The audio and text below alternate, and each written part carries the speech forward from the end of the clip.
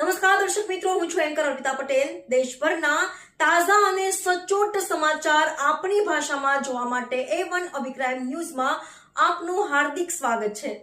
હવે જોઈએ મુખ્ય સમાચાર।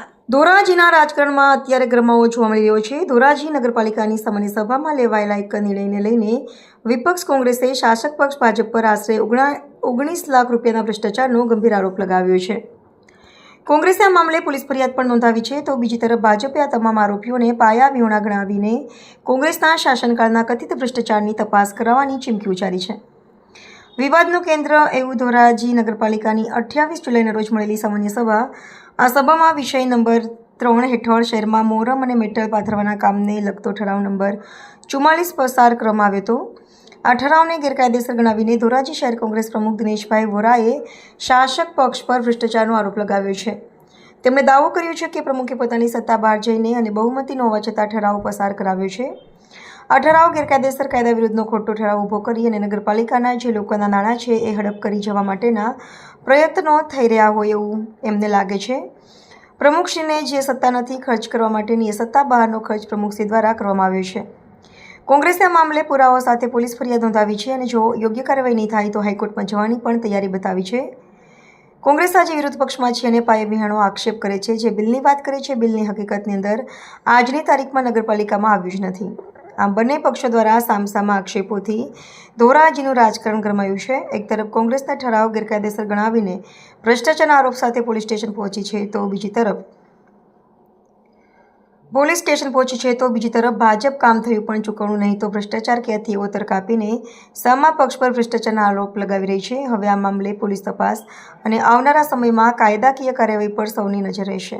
રિપોર્ટર ફિરોઝ જુનેજા, ધોરાજી। મારું નામ દિનેશભાઈ વોરા, શહેર કોંગ્રેસ પ્રમુખ ધોરાજી। આજ રોજ એટલા માટે પ્રેસ કોન્ફરન્સ કરવામાં આવી છે કે ધોરાજી નગરપાલિકાની અંદર જ્યારથી ભારતીય જનતા પાર્ટીનું શાસન આવ્યું છે ત્યારથી માત્ર ભ્રષ્ટાચાર કરવાના ઈરાદાથી જાણે નગરપાલિકા કબજે કરી હોય એવું લાગી રહ્યું છે। ત્યારે હું વાત કરું તો નગરપાલિકાના પ્રમુખશ્રી દ્વારા ત્રિમાસિક રાબેતા મુજબની સામાન્ય સભા 28/7/2025 ના રોજ યોજવામાં આવેલ હતી। આ સામાન્ય સભાના વિષય નંબર 3 જેમના પેટા વિષય નંબર 16, 18, 20 અને 23 એમનો જે ઠરાવ કરવામાં આવ્યો છે એ ઠરાવ નંબર 44 થી ઠરાવ કરવામાં આવ્યો છે।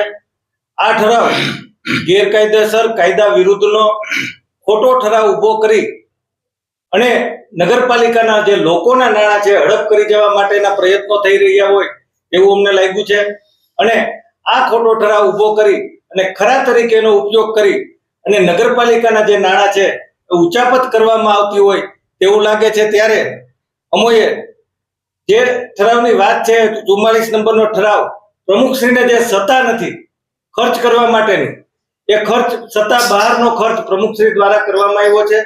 તેમજ આ બાબત અમારા ધ્યાને આવતા અમોએ ધોરાજીના મહેરબાન પોલીસ ઇન્સ્પેક્ટર સાહેબ સમક્ષ ભારતીય ન્યાય સંહિતાની કલમ 336(1), 335, 336(2), 338, 336(3), 340(1), 344(2) અન્વયે કોગ્નિઝેબલ ગુનાની લેખિત ફરિયાદ પણ કરેલ છે।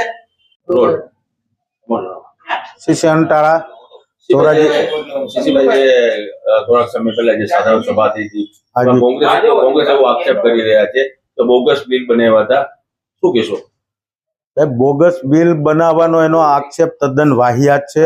બિલ હજી આવ્યા જ નથી। મોરમની જે વાત છે એ મોરમનું એક આયોજન હતું જે બોર્ડની અંદર લેવામાં આવ્યું છે અને બીજા નંબરમાં જે બિલ જ આવ્યું નથી અને બિલ તો પછી બિલ ચૂકવવાનો પ્રશ્ન નથી તો પછી એમાં ભ્રષ્ટાચાર ક્યાં આવ્યો? શું કહેશો અત્યારે જે કોંગ્રેસ દ્વારા જે પ્રમુખ ઉપર એના નિયમ પર જે ફરિયાદ કરવામાં આવી અરજી કરો, શું કહેશો તમે? કારણ શું? તદ્દન એને ઉપજાવી કાઢેલી વાત અને સ્ટોરી ઊભી કરી અને એને જે પોલીસમાં અરજી આપી છે તો એ તો પોલીસ તપાસની અંદર જે હશે તે દૂધનું દૂધ ને પાણીનું પાણી થઈ જશે।